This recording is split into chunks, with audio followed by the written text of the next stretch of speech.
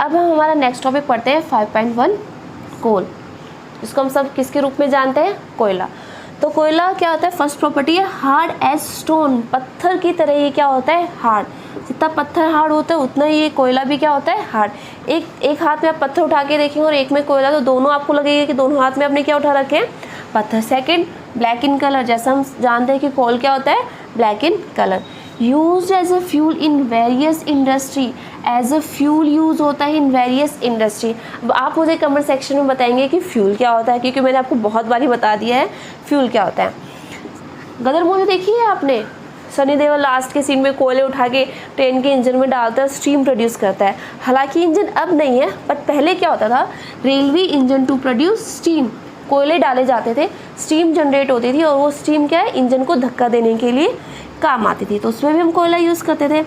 Thermal power plant to produce electricity, electricity के बिना तो हम आज एक दिन भी नहीं रह सकते, तो कोयले किस में यूज़ हो रहे हैं? थर्मल पावर प्लांट में। क्या प्रोड्यूस कर रहे हैं ये? इलेक्ट्रिसिटी। कौन? कोयला। अब हम आते हैं स्टोरी ऑफ कोल पे। स्टोरी ऑफ कोल बहुत ही इंटरेस्टिंग है। स्टोरी ऑफ कोल है तो उसको एज ए स्टोरी ही लेनी है। बहुत ही ईजी स्टोरी है। 300 मिलियन ईयर एगो, यानी कि 300 मिलियन साल पहले, dense forest in low landing wetlands area around the sea. मैं इसको एक डायग्राम के हेल्प से आपको बता देती हूँ, इजीली समझ में आएगा।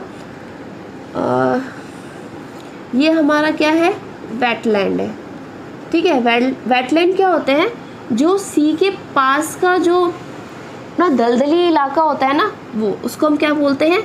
वेटलैंड्स। वेटलैंड्स है तो इसका मतलब यहाँ पे क्या है? बहुत सारे नेचुरल वेजिटेशन है। नेचुरल वेजिटेशन में क्या? अपने डेंस फॉरेस्ट, बहुत सारे पेड़ पौधे थे, ठीक है। तो हुआ क्या? एक नेचुरल प्रोसेस हुई। नेचुरल प्रोसेस कौन सी? फ्लडिंग, बाढ़ आई।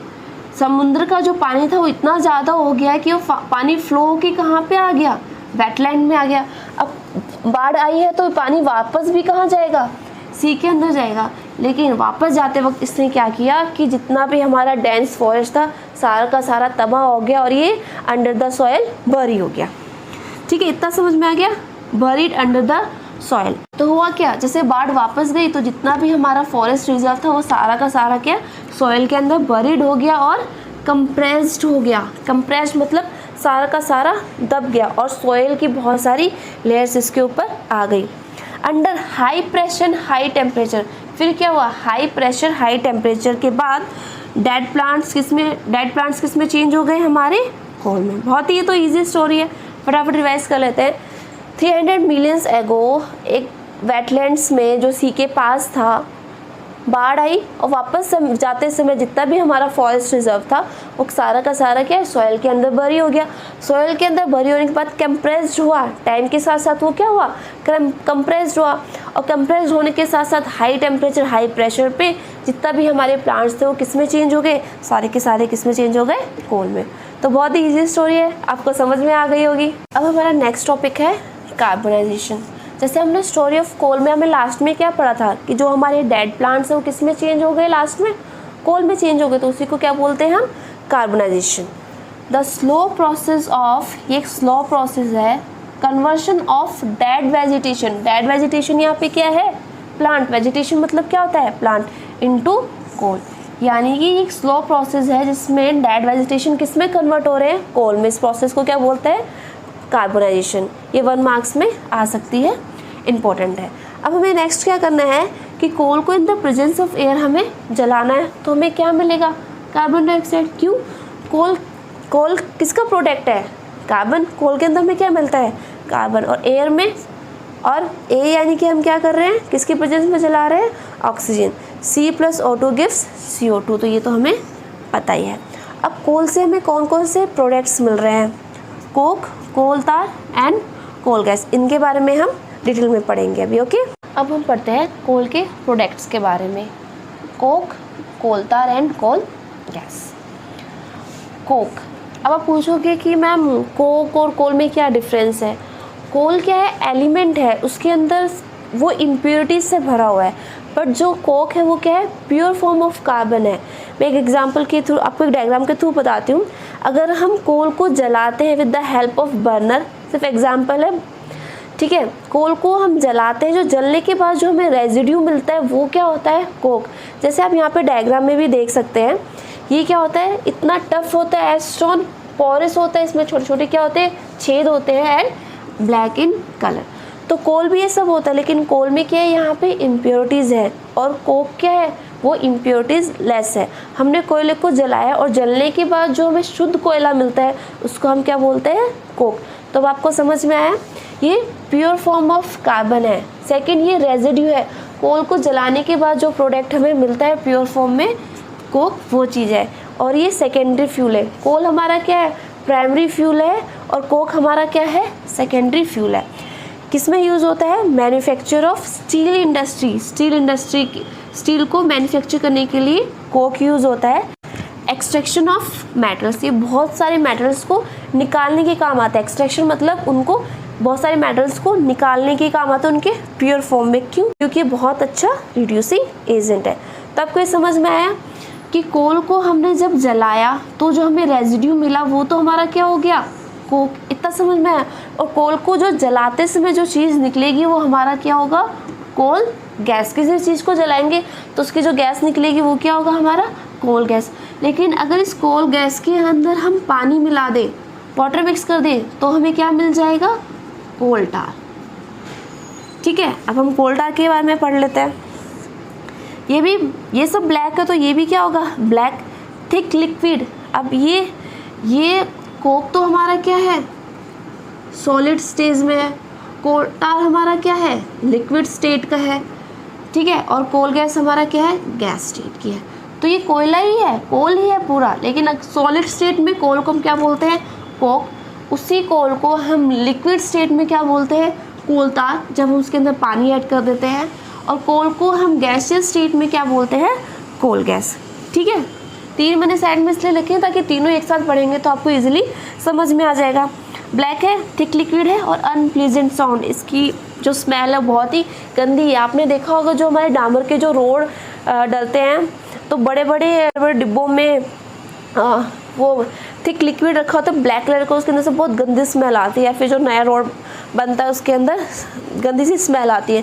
पहले हम क्या यूज़ करते थे, कोल टार यूज़ करते थे, लेकिन अब हम क्या यूज़ कर रहे हैं, पेट्रोलियम का एक बाय प्रोडक्ट है बिटुमेन, अब हम इसको फ़िलहाल यूज़ कर रहे हैं। ये मिक्सचर है 200 सब्सटेंसेस का।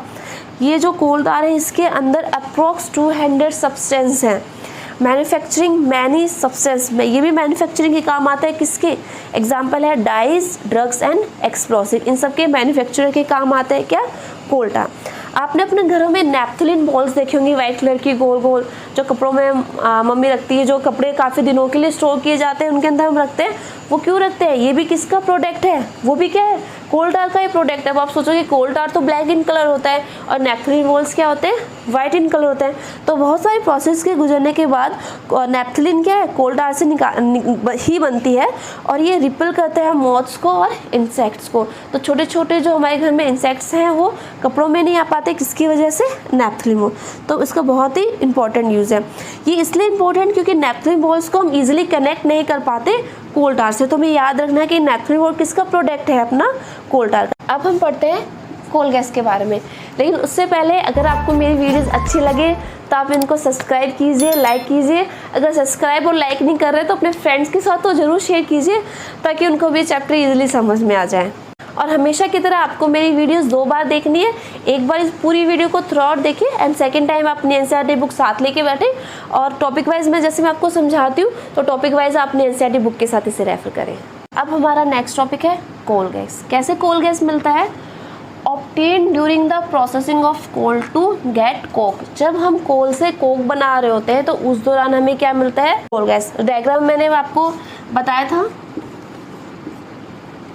जब कोल को हम जला रहे हैं तो हमें क्या मिलता है, कोक। जो रेजिड्यू होता है, नीचे हमने क्या रखा हुआ है, बर्नर। जब कोल से हम कोक बना रहे होते हैं उस दौरान जो गैस रिलीज होती है उस गैस को हम क्या बोलते हैं, कोल गैस। इजी, समझ में आया। यूज एज अ फ्यूल, हम इसको एज अ फ्यूल यूज़ करते हैं। कहाँ पे, किस जगह हम यूज़ करते हैं, situated near the coal processing plants.